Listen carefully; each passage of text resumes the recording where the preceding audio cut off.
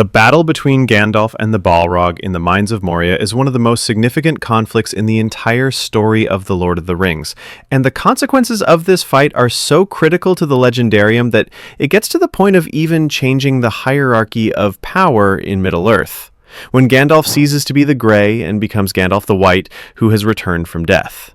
Gandalf's increase in power is very clear at various points in the story, but in reality, this growth of power is just a consequence of Gandalf's main change, which is the transition in the role he was supposed to fulfill, from being the Grey to the White Wizard. So today, we're going to review the Legendarium to find out what the main difference is between Gandalf the Grey and Gandalf the White. First of all, just a heads up that on this video we'll be focusing on Tolkien's books, reviewing the original stories from the Legendarium, but at the same time we'll also reference scenes from the movies, games, and other adaptations when they help illustrate the points we're discussing. To begin to understand Gandalf, let's remember where he came from.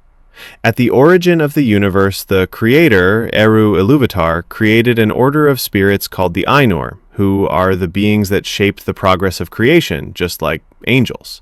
Within this order of the Ainur, there are basically two major classes: the Valar, who are the great spirits with the greatest authority, and along them there are also the Maiar, who are the spirits of lesser ranks, as if they were helpers of the great ones.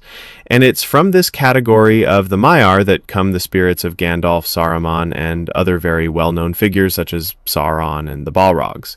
And these evil guys are going to be very important for the future of this video, so keep this in mind.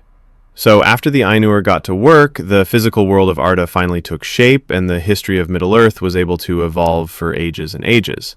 So the reality is that the spirit of Gandalf has been deeply involved with Middle-earth since the origin of the world back in the dawn of creation.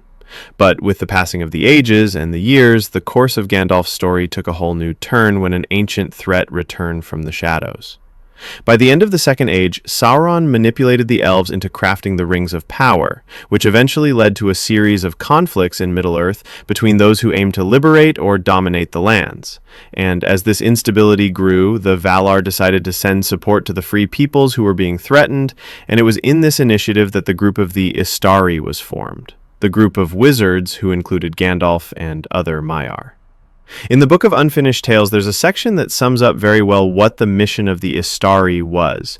So the wizards' main objective was to challenge Sauron's power as a means of defense against evil.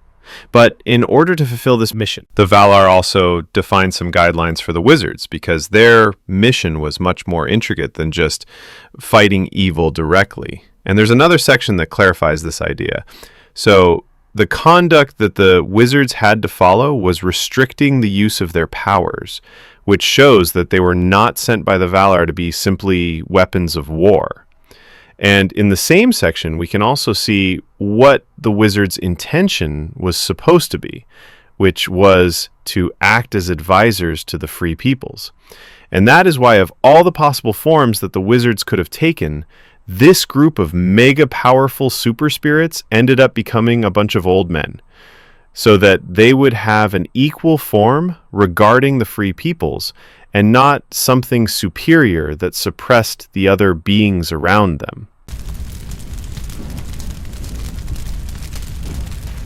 Now that we have reviewed what the main objective of the Istari was, we can dive deeper into another very important topic, which are the differences that existed between the wizards.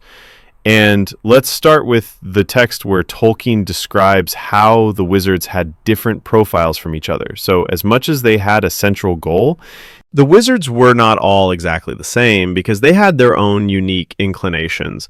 And it's also very important to see that they were chosen precisely with this intention of having these differences between them, as if each wizard was expected to have their own way of acting. So in order to understand what Gandalf's change was, we have to review what was the inclination of the Grey Wizard, and what was his specific role within the Istari. After Sauron began to increase his powers, and the wizards were sent to Middle-earth, Gandalf's arrival is described in this passage from Unfinished Tales. So we can see how the passage highlights Gandalf's role as a wanderer, which comes from his way of helping and creating alliances with all kinds of people he met. And this way of acting is a reflection of his specific role as a wizard. He advised Thorin on the journey to recover the Lonely Mountain, then he guided Frodo in his departure from the Shire with the ring, and after this he went to the Council of Elrond to help form the Fellowship of the Ring. So in Gandalf's case, several indications point to how a major part of his role was to be a vigilant pilgrim who would get to know the different peoples of Middle-earth, form alliances between them, and also encourage and advise the free people for good, which is what he did throughout many of the stories in which he plays a part. Now, the essence of Gandalf's role is pretty clear, but let's review how his part was able to change the entire course of the War of the Ring, because it was Gandalf's influence that paved the way for his transformation to a different type of wizard. There's an excerpt from one of Tolkien's letters that goes into a little more detail about Gandalf's position as a wizard, making it a little bit more specific. So Gandalf also had a special relationship with the human people, which makes his role as a Grey Wizard even clearer. So to find a good example of this relationship, let's go back to a calmer time in Middle-earth at the beginning of the story of The Hobbit. During this time, Gandalf already knew that Sauron had risen once again, and one of his fears was a possible alignment between him and a dragon from the Lonely Mountain, Smaug, since the dragon Sauron might use with terrible effect. And then, when Thorin Oakenshield asked for help to face Smaug and retake the mountain, Gandalf took that opportunity to solve two problems at once: help a friend, and also restrict a possible reinforcement for Sauron. But for this mission, Gandalf also had a curious instinct to bring a new element, one that came far away from the Shire. Since the beginning of his plan, Gandalf believed that a hobbit could be a great addition to Thorin's journey. After all, they were all nice folk and more stealthy than the dwarves, so they could be useful at infiltrating the Lonely Mountain. But in addition to this, Gandalf also felt that there was something more to the importance of the hobbits for this mission. So Gandalf already had a gut feeling about Bilbo's importance to Thorin's mission, and not just because of the retaking of the mountain, but because of the more important events along the way, which were all the outcomes that would affect the saga of the rings. As we know, it was on this journey with the dwarves that Bilbo found the one ruling ring, which would be the key element in deciding the entire War of the Ring. The ring was found by Bilbo, then passed on to Frodo, and with the assistance from the Fellowship, the ring could finally be destroyed, to define the defeat of Sauron and the freedom of Middle-earth. So it's clear that a crucial part of the whole chain of events that decided the future of Middle-earth all began with Gandalf's role as a wanderer, because it was his conduct as a traveler that allowed him to see the value of the various peoples of the world, even the very small ones who had the will to change the great courses of the future. Gandalf's habit of going back and forth was a big part of what enabled him to fulfill his mission so well. But there is a very specific trait in Gandalf's way of acting that was crucial to his assignment, which is his detachment from power. At the beginning of the Fellowship of the Ring, before Frodo even leaves the Shire, Gandalf explains how he had a different relationship with the hobbits. So while the other wise focused on the world of the great folk, the powerful and influential, Gandalf already had years and years of closeness with the hobbits, setting off a few fireworks and some other flames here and there. One of Gandalf's major distinctions was that he had a judgment that went beyond terms of power. And this allowed him to take a real interest in the hobbits, even though they were simple and peaceful people, and that is why, unlike most of the other wise, Gandalf had the experience necessary to foresee the role destined for the hobbits, which is a central factor to the whole saga of the rings. When you start to think about the story of The Lord of the Rings, it might sound at a first glance that some events in Middle-earth are just lucky conveniences for the heroes of the story. But the truth is that there is higher intention supporting the directions of the story. For example, well after the end of the War of the Ring, there's a line from Gandalf where he recalls how Frodo left the Shire, remembering the beginnings of the story. And this is what he says. So here, Gandalf makes it very clear how the hobbit's role was not just a random improvisation, but a destiny encouraged by a higher authority. And the text already indicates very well who are we talking about. At the end of the day, part of Gandalf's role was to be a link between the free folk, connecting both the great ones, and also the small ones that only he recognized. And that's how the right pieces could be set in motion to save the future of Middle-earth, thanks to the unique role of the Grey Pilgrim. Well, now I have a clear picture of what the Grey Wizard's function was in Middle-earth, but it turns out that Gandalf's story changed significantly after the formation of the Fellowship of the Ring, and this is when we start to see his evolution taking shape. After Gandalf faces the Balrog to defend the Fellowship of the Ring, he puts so much strength into the battle that his physical form dies, and to return to Middle-earth after his defeat, he assumed a new form. And at this point, we can analyze another question, which is to understand why Gandalf was transformed into another category of wizard. As the years of the Third Age passed, it turned out that the Order of the Wizards had failed in their objective because their role didn't unfold as it was supposed to. While the two blue wizards moved away to distant regions, Radagast lost the focus on his mission, concentrating too much on the animals, and at the same time, Saruman became corrupted in his quest for domination. And to make things even worse, Gandalf dies after the fight against the Balrog. Then from a certain point onwards, none of the wizards were available to offer the support that the Valar expected from them. As a result, the threat of the evil forces grew even further through the power of both Saruman and Sauron, and the war became even more dangerous. So to compensate for this imbalance, Gandalf had to evolve to a higher form. In one of his letters, Tolkien describes the fall of the wizards like this. So it was because of this context of the growing threat of war that Gandalf had to be sent back and enhanced so that he could make up for this lack of support from the forces of good. But there's also another very important point here, because notice how Tolkien says that Gandalf was accepted and enhanced. And it turns out that the key to understanding his transformation is to clarify which test Gandalf faced, because he had to overcome a trial to change his form. In the fight against the Balrog, Gandalf recognizes that he's the only member of the Fellowship who is capable of facing an enemy like that, because after all, the Balrog is also a Maya, a spirit of the same nature as Gandalf himself. So here, Gandalf orders the party to move on while he chooses to face a life-threatening risk alone by himself, because after all, the Balrog is also a Maya, a spirit of the same nature as Gandalf himself. So here, Gandalf orders the party to move on while he chooses to face a life-threatening risk alone by himself, which he knows could lead to his defeat. And it's this decision to give himself up that defines Gandalf's greatest test.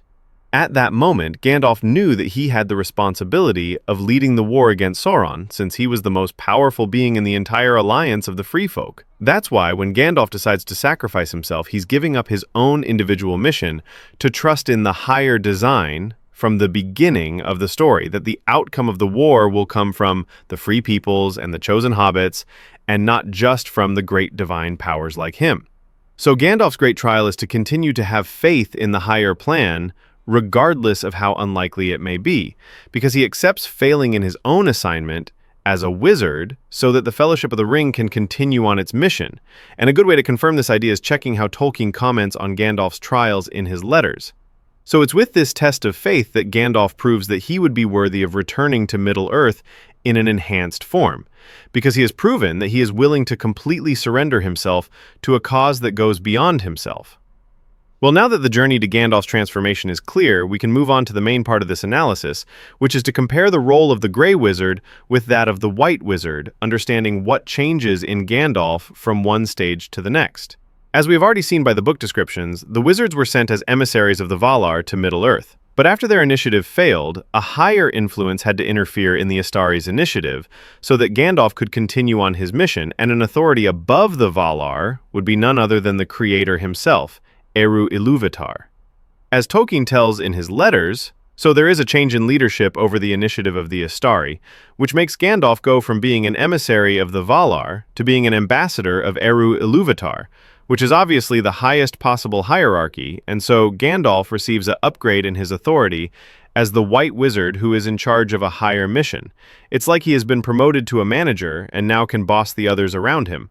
And it is with this improvement that Gandalf has the opening to unleash an even greater level of power to face the end of the War of the Ring due to the elevation of his own position. So let's move on and see how his new authority was reflected in the way Gandalf acted in the War of the Ring. As Tolkien describes it, Gandalf's rebirth brings a major improvement in his freedom to manipulate his abilities. So in situations where the power of the shadows got more critical, Gandalf could interfere more directly in a way that he couldn't do in his first phase as a Grey Wizard. And some parts of the books contain some very significant examples of moments like these, when Gandalf basically lets the dogs out.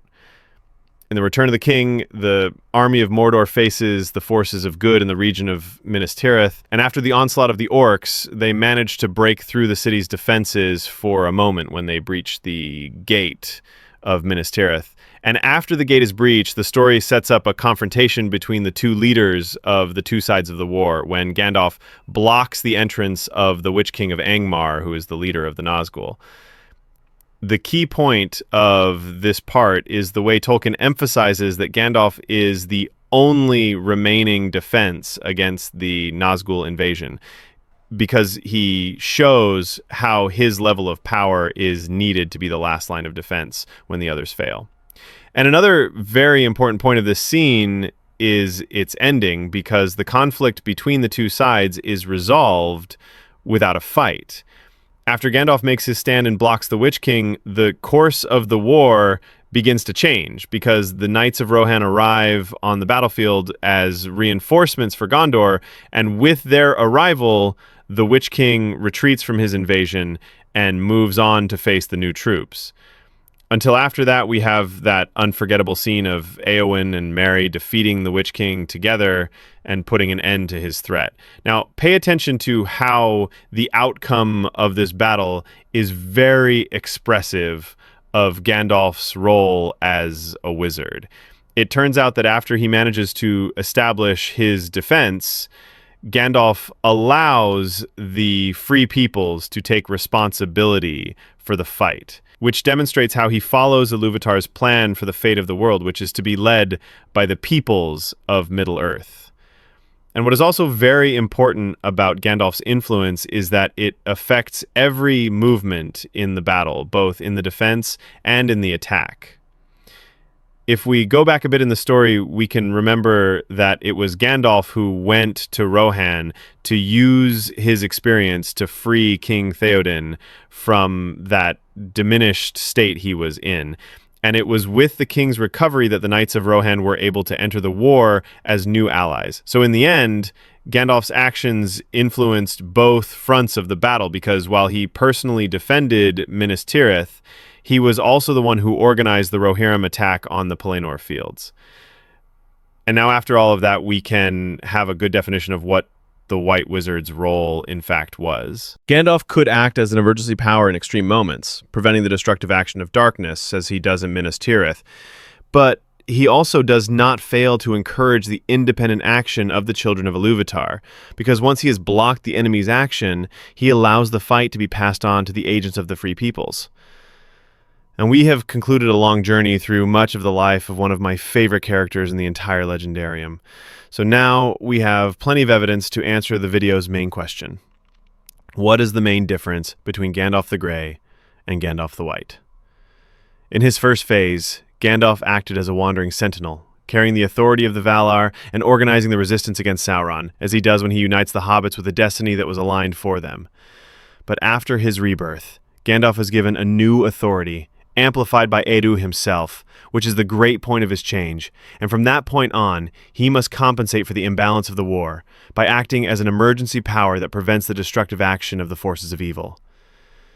Gandalf's role ends up being a differential power at the end of the war, but we must not forget that all of his efforts can only come to fruition at the end of the story, because long before he was the White, he was that simple gray wanderer who wouldn't stop in a single place. It was by being just a good friend to the ones around him that Gandalf did what no one else could really have done, which was to look into the smallest corners of Middle-earth, to see who were the appointed ones to carry the future of that story, long before the Balrog, the war, and the powers of the White Wizard.